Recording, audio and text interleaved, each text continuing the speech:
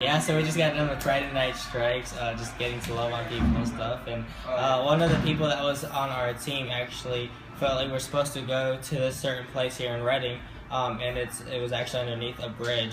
And so my mom had a word of knowledge, so just talk about that real quick. So the word of knowledge that I had was that I saw grass and I saw what appeared to be a sidewalk. It then turned out to be concrete. And I saw white and red stripes, and as we were approaching the bridge, we saw the concrete and we saw the grass, and once we got underneath the bridge, we saw the red and white stripes. And the treasure that we encountered is this amazing man who has such a love and knowledge for God, and we drew out the truth that lied within and then presented it back to him and showed him what he looks like through the eyes of Christ.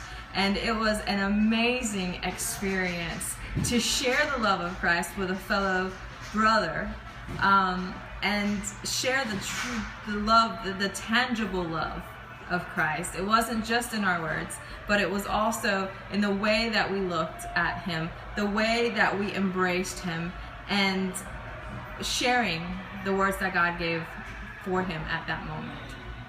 Yeah, I just had a word for him that he was a carpenter, and he said, I've done this, and this, basically any area of carpentry you could think of. And I just told him like he has such a grace on his life, and the Lord was actually going to give back to him what was taken from him, and even what had made him lose that job. And I said, I don't know if it's drugs, I don't know if it's this or this, and he said, actually it's this. And he just told us, and he just started basically just telling us all his junk, like what just things that nobody would ever say to anyone about, and so he was just telling us all these things, and we're just just hitting it back with truth. That's not true, but this is what's true. And it was actually my mom's first time. And so can you just real quick just talk about like your mindset coming in, and how easy or hard or anything like that was?